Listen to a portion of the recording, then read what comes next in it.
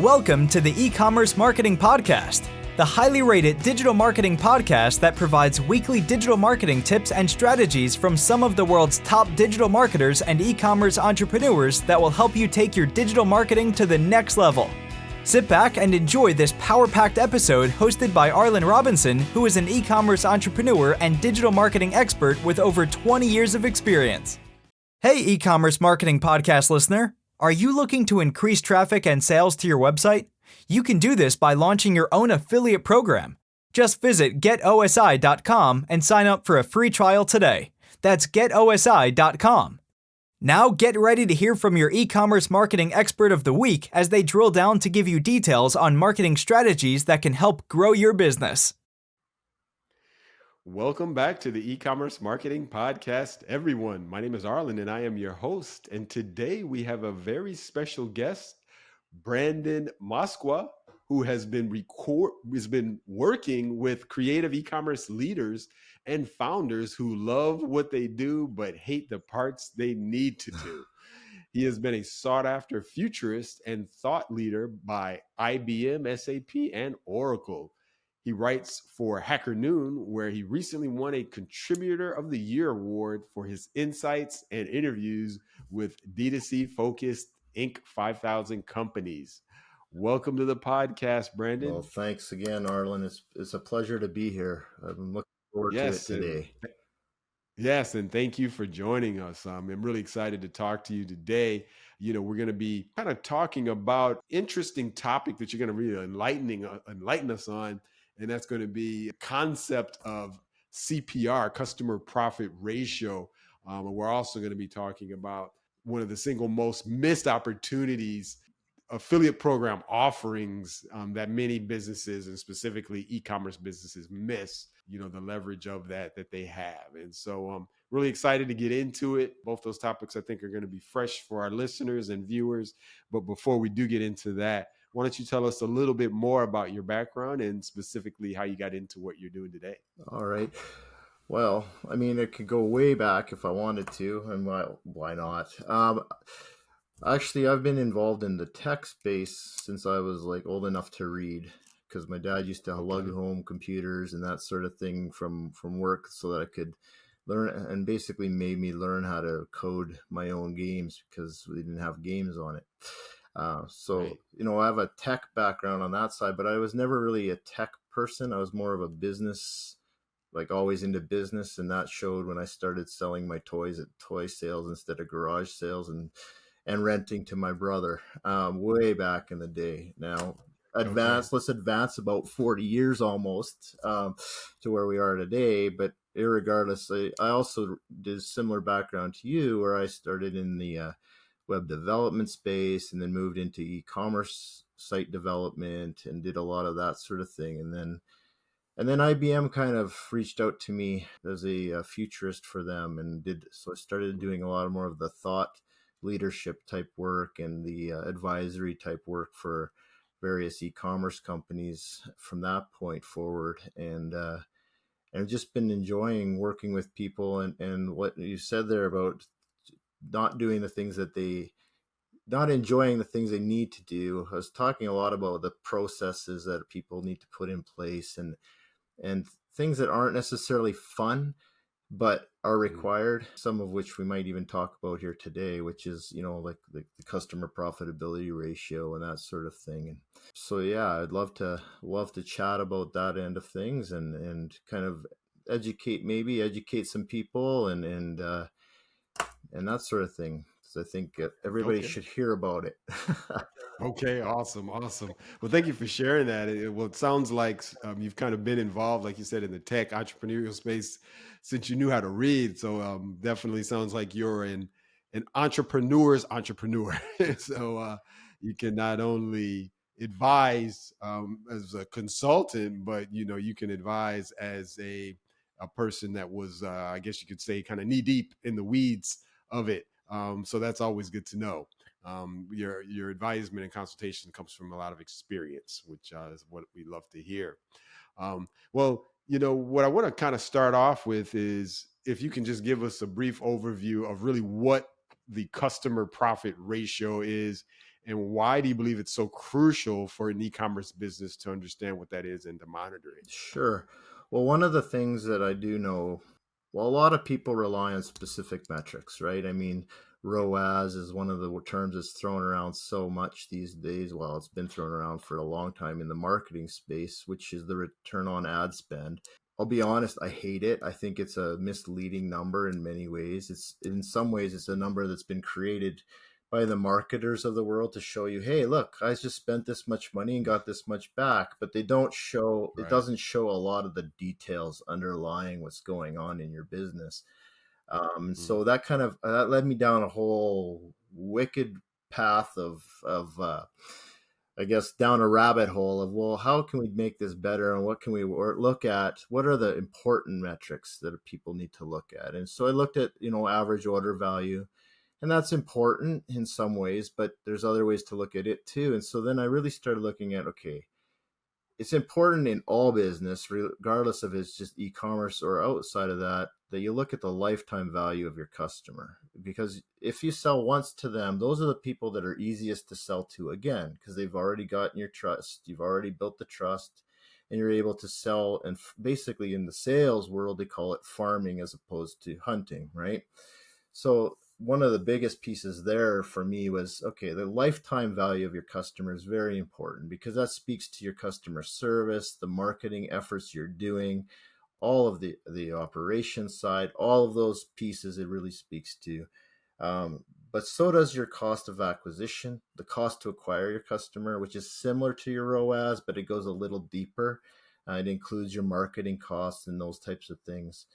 And then there's a third one to me, which is important, which is your profit margin, right? And so Mhm. those three together combined with a little mathematical formula, which we won't necessarily bore people with on the show, but we can get into if you want. Irregardless, it creates what's called the customer profitability ratio, which allows you to see how much is my average customer profitability, like how much am I profiting per customer. And so what that does is it really takes in, so if you're seeing that number on a daily, a weekly, whatever monthly basis, depending on your sales and how often things change, if, for example, that number changes in a bad way, a negative way, then you know that one of those three things is out of alignment. Okay, our profitability shouldn't have changed because our costs haven't gone up or changed in any way. So we know it's not that. Our cost of acquisition seems to be the same. Okay, what's our lifetime value? Did that drop? So like it gives you a quicker way to see the overall diagnostics of your company and then dive into what the specific issues are from there. So it's like the other ones to me, like the ROAS and those types of things, those are important numbers because as you drill down, you can figure out what specifically the problem is. But Yeah. from a higher level, people need to have an early alert system, so to speak, which is why I called it CPR. It also went Mm. well with customer profitability ratio. So, but it's an early alert, right? It allows you to keep get the pulse back in your company and keep it going. And Yeah. so that's where the concept of it came from. There's different ways of looking at it, but that's really how I've ultimately looked at it and work with some of my clients on. And, if it's one of those things that you can quickly plug in and just right into Mhm. your tracking methodologies and that sort of thing. And it's a really key indicator to enlighten you that there's other things going on. Yeah. That's good to know. As you had mentioned, there's a lot of these types of statistical formulas and ratios that, like you said, ROAS and all types of things that get thrown around in our whole marketing space. And, a lot of it, and like you said, it's been just created by some of these marketing platforms. And a lot of it is just to help them increase their profitability. But yeah, what you're saying is CPR specifically is more kind of an early alert type of system. And how would you say it could help in business in making operational, business decisions? And if you could share some just real world examples Abs- of how this really worked for some Absolutely. businesses. So I was working with a client of mine named Tammy, and one of the examples that we ran into there was, and not so much as an early alert system in this situation, but more of well, how do we price this new product we have? So Okay. we looked at, well, what is your cost of acquiring a customer now? Because it's probably not going to change a whole lot necessarily for this given product now. And so we were able to plug in these numbers to figure out where she had to be on a pricing point, because then she could look at it, and we actually worked it out to the point where we could figure out, okay, if you raised your price of this product just $10, and we're talking about a near $100 product price range. So, $10 may or may not make or break the sales. But what we realized from doing that is just a $10 sales price increase would almost double the profitability in your sales. So what that would mean is she could sell 1/3 of the number of products and still make more money, make more money than in profits than if she sold it at $10 less. So it's just like, it's one of those things that number helps you figure out some of these types of things in the pricing side, and allows you to make better decisions from that perspective. And so that really helped her in that situation. And then in another situation, with another client of mine, he was wondering, what's going on here? Something's not right. My ROAS is great, but what's going on? So we plugged in this number, and it actually turned out that his AOV, which is his average order value, was the same as his lifetime value. So we figured out that, okay, you're not reselling, you're not selling additional products to people any longer. You're a one sale wonder, basically, right? So we need to figure out, he had an awesome first sale because he had all the pieces in place to increase the sale, right? He was upselling throughout the process. All those little things were great, but he wasn't getting them back. Well, it turns out we implemented a few things like, a better or tweaked email outreach sequence after the purchase, getting them re-engaged and keeping the customers that you have engaged with your business, and really start telling more of your business story as well, to really create and nurture a community around it, which was really important. And that community it's so important in the marketing side of things and the resales side of things. And so those are two specific incidents where just plugging in this number helped us drill down to where the specific problems were, from the profit margin and the lifetime value. And in those cases, it was nice because we knew what the cost of acquisition was to acquire their given customers. So then you just plug in these two other numbers, and it starts to lead you down the path really well. And I'll bet you if I sat down with any one of your listeners for just 15 minutes, I could easily help them diagnose anywhere very quickly where their problems are specifically. It's funny because a lot of people, we all believe we know what the problem is, and in many cases we're right, but we don't know necessarily how to address it. But in other cases, we might actually be wrong, and it's just being open to hearing what what the possibilities are that just open a whole new world to people. And I've used this formula specifically for kind of that initial dive, and it really works well. Okay, great. Yeah, thank you for sharing that and breaking that down with those examples of those different customers. And with specifically that first example, like you were saying, this was kind of more used as kind of a predictive almost analysis of what particular product to really get out there and push. So yeah, it seems like it's pretty diverse, and you can use it for a number of ways. That's what I like about it, is it's more predictive as opposed to reactive. Numbers are great, metrics are important to monitor, and what, forget what his name was, but there's this quote out there along the lines of, that's that which we track, we can improve. I've forgotten who said it, but it's important, and be able to track the data. But it's not only that, but if you can take it one step further and be able to somewhat predict. Nothing's completely predictable. We live in a world that's organic, right? It's not, nothing is completely predictable or robotic. We're moving more robotic and AI driven every day, but it doesn't mean that is predictive, right? So, Yeah. but it's a great indicator to help you predict what you need to do and make decisions that are important. Yeah, exactly. And, speaking of decisions, if we're looking at this as a kind of a predictive analysis tool, trying to compare, or just create a connection between the CPR and the marketing overall, how would this help a brand when they're trying to shape their marketing strategies, currently for their business and in the future? It really hones in on the two aspects of the marketing side, from my opinion, are the cost of acquisition Okay. and the lifetime value. Those marketing numbers are very important, and they're interweaved very closely with this. And that's the one thing is, like, I think numbers are really important to marketers. They're also important to operations, and they help you decide what processes need to be put in place. Now, that said, this specific CPR can help you with that, because profit margin is the only one that not necessarily gets looked at by the marketing team. But the cost of acquisition and lifetime value, those two are very key indicators, especially when you cross compare again. Everything comes down to cross comparing these two other metrics, right? So we dive in and you're like, okay, let's look at the LTV versus the AOV.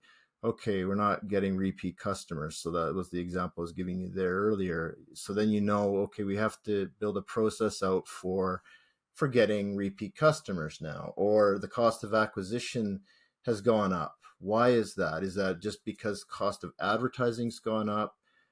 Can we just increase our ad spend and still recoup? Because maybe your ROAS, maybe I've seen this too, where the ROAS in a client has been increasing lately, and it's been great, but the growth, the actual profitability of the company hasn't been. So we're like, well, what's going on? And so we dig deeper and we realize, okay, it's the cost. Your ROAS is going up, but your cost to acquire the customers is also going up. And so we have to address that and look at those, and what can we do to change, to fix that issue, right? So it helps you identify those specific issues. Now, I don't know if I answered your question now that I think about it. But... Definitely. I mean, I can see how, with this, so there's a lot of things you can do with it as far as being able to predict when we're thinking about different specific marketing strategies. Looking at this, it can allow you to focus on, which particular products that you want to push, as opposed to others, which are more profitable over certain periods of time. And, there's a whole lot you can do from just getting that, particular formula down, and then the results of that. So yeah, that totally makes sense. Now, just shifting gears here a little bit, when I got your notes for this conversation and the topic, you'd mentioned also affiliate program offers as being a kind of a missed opportunity in e-commerce marketing. So I wanted to see if you can explain why you think this is the case, and how can a business better capitalize on this opportunity through affiliate programs. Absolutely. I've been preaching affiliate programs for years. Probably since the time that you kind of pivoted off with your business into, I think it's OSI affiliate software. But the reason I said that is because, and it's kind of, there's a marriage here that I'm thinking of really, and that is that affiliate marketing is awesome because you can get people talking about your product, and then they're getting paid, so to speak, to do so because they're making sales. Now, the flip side of that is a lot of people out there are now finally, and in some ways almost incorrectly at times, jumping on the bandwagon of getting influencers. That's a great strategy. Don't get me wrong. I've seen amazing success from it if it's done correctly. When I say done correctly, there's a lot of things, like I said, people are doing incorrectly. That's a whole nother topic. But anyway, what I'm getting at here is one of the ways that you can incentivize those influencers is through an affiliate program offer. So that gives them even more motivation to get engaged in your brand and talk about your brand and do even more than maybe what they were initially paid to do, or maybe they got some free product, however you do your specific your specific influencer program. If you add on that layer of an affiliate program to it, you'll see amazing extra results. And a lot of the time it's just that small little incentivization that allows for that. And that's one of the pieces to it. And the other side of why I said it's a really missed opportunity is because there's a cost involved to setting it all up and getting it in place and working properly. And, you should dedicate somebody to that for a little while to get it up and running right. But the nice thing is once it's running, it's essentially a sales team out there spreading your word for you, and you're not paying them. You're paying them based on sales. So it's a little less risk involved than maybe going out and putting a bunch of ads on Google, and then your ROAS tanks because, well, I just put a whole bunch of money in and I made a sale, but that sale cost me, it cost me more from a Google ad to make the sale. And I've seen that a lot of the time especially with the younger companies, but even the more established ones, a slight algorithm change or something changes in the marketing platform they're using, like Facebook. A couple of years ago, there was the iOS thing. Like any changes like that can impact you huge. Whereas with the established affiliate program, all of a sudden some of those issues disappear, because it's kind of like, and then the more people you have in it, the better as well, because one of the things is if you think of it this way, you've got you have 5 people out there spreading your word. That's all good. You have 50 spreading your word. That's even better.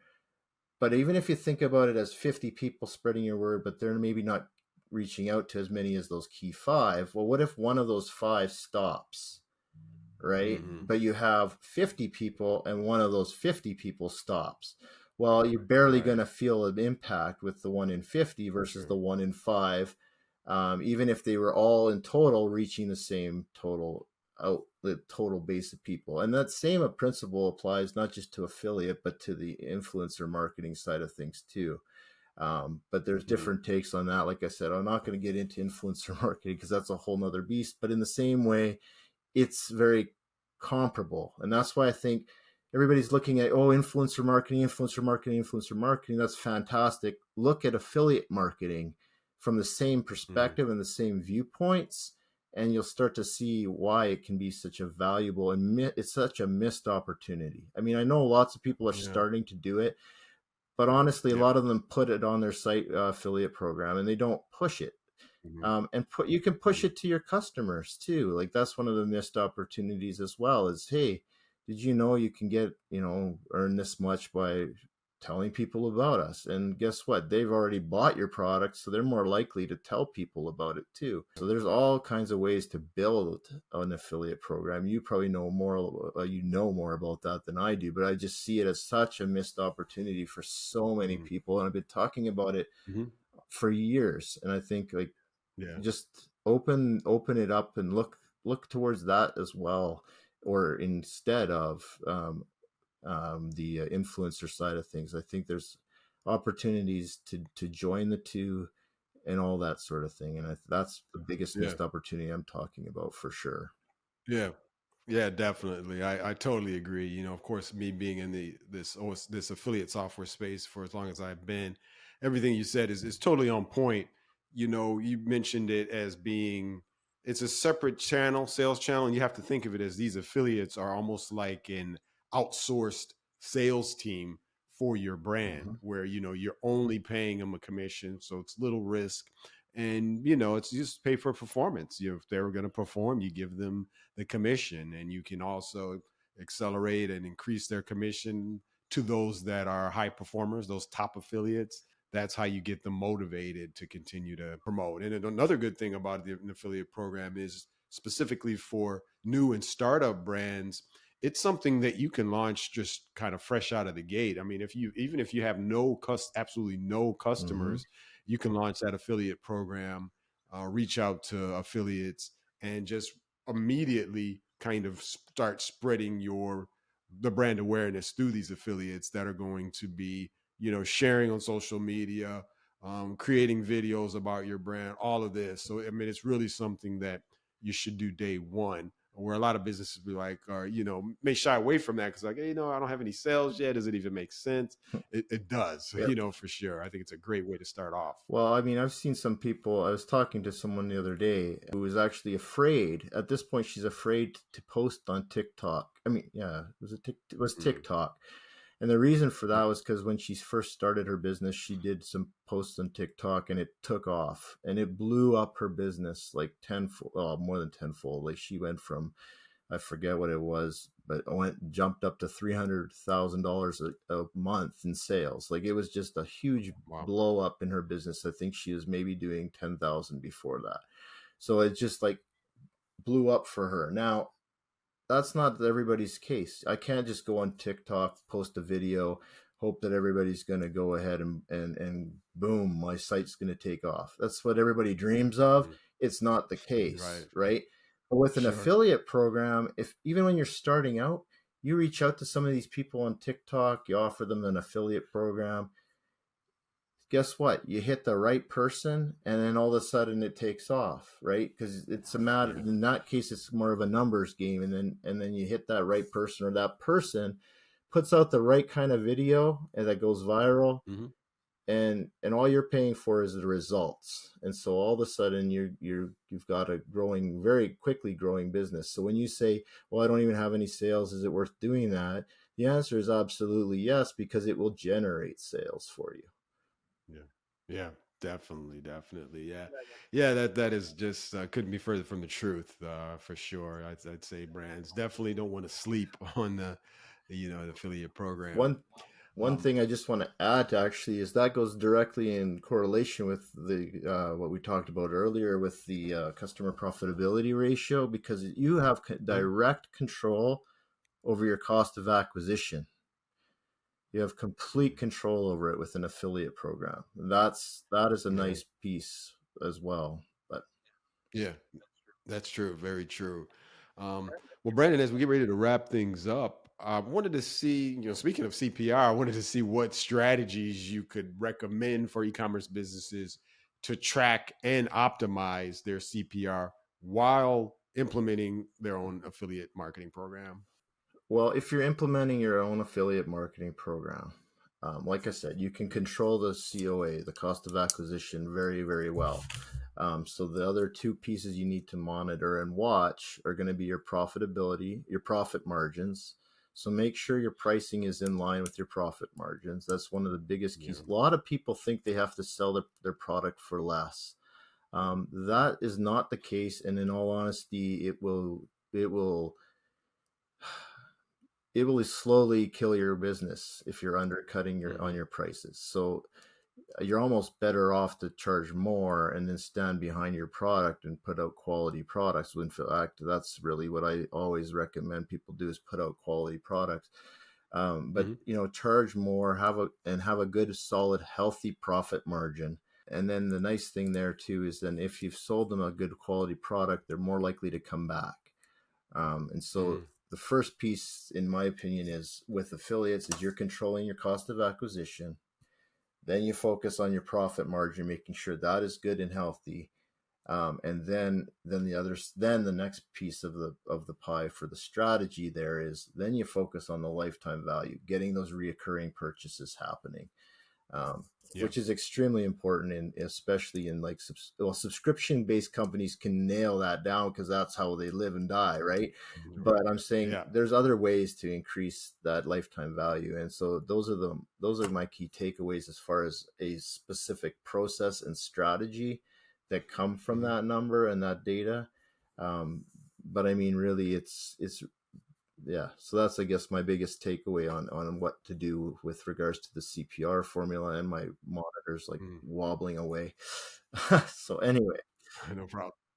Well, yeah, I totally get it. That makes sense. And I think when you're thinking of the profit margin, and then you're looking at your affiliate program, I guess also, of course, they have to keep a brand has to keep in mind the potential commission that they're going to possibly have to give away with that Yeah. sale. Of course, it's not going to be every sale that comes to them is going to be from an affiliate. Of course not. So I mean, they have to kind of um, figure out, an average that they're going to be, it may take a few months for them to kind of pin down the right pricing Mhm. so they get their margins right. But yeah, they do have to be, I'd say, initially a little bit conservative on the commission that they're giving out.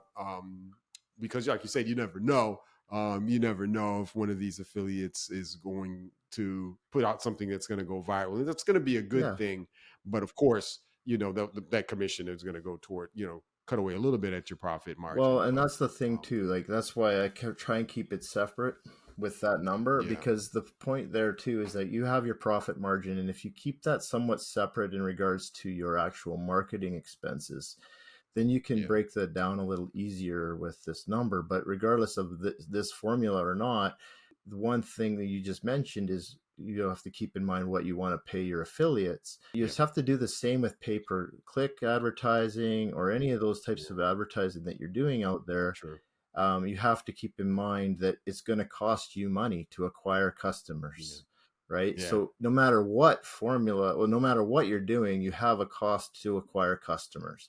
And so if, for sure. example, you do that as a percentage base or a flat rate or however that works for your affiliate program, keep in mind that you're going to be doing the same in the pay-per-click world. You just have a little less control over it. If you have a pay-per-click program already running, look at what you're paying out on that per customer. What's that costing you Yeah, per customer to make a sale? And maybe that's how you start, your starting point for your affiliate program. Maybe you yeah, can yeah, offer more in the affiliate program than that, because you do know that it will generate other sales. It'll actually generate sales that aren't directly correlated to that affiliate as well, yeah. especially with your lifetime value as well, right? So, Yeah, yeah, very, very true. Yeah, that makes sense. I mean, you're totally right about that. There's always a cost to acquire a customer, whether it's the commission you're going to pay or fees or things like that are coming from your advertising that you're going to do. Yeah, there's going to always be a cost. So I totally agree with that. Well, Branden, this has been an awesome conversation. I know it's going to go a long way with our listeners and viewers. I've definitely learned a lot. Excited, to see how this can benefit everyone that's listening. But I always like to close things out at the end of the conversation here, just so our audience can get to know you a little bit better. If you don't mind sharing one closing fun fact about yourself that you think we'd be interested to know. a fun fact about myself. Well, I'll tell you what, actually, I'll tell you a fun fact. I once put a message on a balloon, tied it on the Mhm. balloon, and let it go. And I lived in Calgary, Alberta at the time, which is about 2,000 miles or 3,000 miles actually from where it landed. And Mhm. so as a kid, when I was 7 years old, I made the front page of the newspaper. And the reason I Oh tell you wow. this interesting fact is because that inside me started realizing that anything is possible. And I felt Mm. that, you know what, if once you believe that anything is possible, then everything becomes possible. And Yeah. so it's the story of the red balloon. I love to tell it because it's a very important story for people to hear, to remind themselves that, you know what, if you go out there and you work hard and you do things, in this case, I didn't work hard. I just tied a string to a balloon, but it still made it. Right? It's just the idea Yeah. of anything is possible, and really encourage people to go out and take risk, take it wisely, right? Which is where I come in. And yes, the part of your business that you don't enjoy doing, that's the part that I can help with. But Mhm. but regardless, that's my story. I like to tell it. It's an interesting one. Yeah. Yeah, definitely. Message tied to a balloon. And so you're saying it drifted over, you said about 2,000 If miles from where Yeah, you it left? flew from Calgary, Alberta to a farmer's field in Kansas City or Kansas somewhere. Wow. And actually, we all became Okay. friends with them. They came up to watch the Calgary Stampede. He thought it Okay. was absolutely crazy that he found it in the first place because it was in the middle of his field where the cows were grazing, and Yeah. he just saw this little red thing sitting there, and he's like, "What the heck is that?" Yeah. So, if Right. you can tie a message to a Yeah. balloon and it can travel 3,000 miles, then I'm pretty Yeah. sure if you put your head down and work hard on something you're dedicated to, you can make it happen. So, Yeah, for sure. That's definitely a testimonial to the fact that anything is possible. Because I mean, just imagine what could have happened. The balloon could have went through storms, and it could have been totally yeah, disintegrated. It could have ended up in a lake, a river. You never know. But it actually got to someone who was able to read it and then contact yeah, you. So yeah, that's quite a story. Yeah, now I appreciate you sharing that. Thank no you. problem. Um, Lastly, before we do let you go, if our listeners want to reach out to you and pick your brain any more about that CPR ratio and formula or affiliate marketing, what would be the best way for them to get in contact with you? Well, the best way, I mean, you can reach out to me on LinkedIn. Just look me up, Branden Moskwa, and I'll come up pretty quick. I think I'm the only one. But Okay. irregardless, the best way, what I'll do is for your listeners, if there's anybody listening here today that wants to get some airtime with me, I am more than happy to take a 15-minute call with anyone. I could probably help them in a very short order with this formula or not. Help them diagnose, and if nothing else, in 15 minutes you can't fix a problem, but you can help diagnose it, or you can help put a band-aid fix in place. And I'd be more than happy to meet with any one of your listeners for 15 minutes and just give them some, let them tell me what they think their problem is. I'll agree, disagree, or otherwise, and I'll help them get on the right track. So they can do that, actually. Sorry to answer that. They can do that by going to No Sales BS. So it's nosalesbs.com. And I say that because the call is not for a sales call. It's for me to actually hammer out some issues and help you out. So go to Okay, great. nosalesbs.com and book directly there. It's actually my calendar link. So that's probably the best way for them to get a hold of me. And otherwise, go to Okay. LinkedIn and you can find all my information there as well. All right, that's awesome. Well, thank you, Branden, for offering that. We'll definitely have the link to that page in our show notes so people can actually get to that and book that call with you. And yeah, we appreciate that offering. Well, once again, Branden, it's been awesome talking to you again. I've learned a lot. Exciting talking to you, and we really appreciate you coming on today on the E-commerce Marketing Podcast. Thanks for having me. Thank you for listening to the E-commerce Marketing Podcast. If you've enjoyed this episode, be sure to rate, review, subscribe, and share it with everyone you know. Are you looking to take your digital marketing to the next level but are tired of wading through countless YouTube videos with unproven and untrusted marketing strategies? Well, we have the answer for you. The More Sales Every Month online digital marketing course. In this information-packed course, you will learn effective keyword research, link building, content marketing, and much more to attract and convert your site visitors into paying customers. Just go to moresaleseverymonth.com and sign up today for a low one-time fee.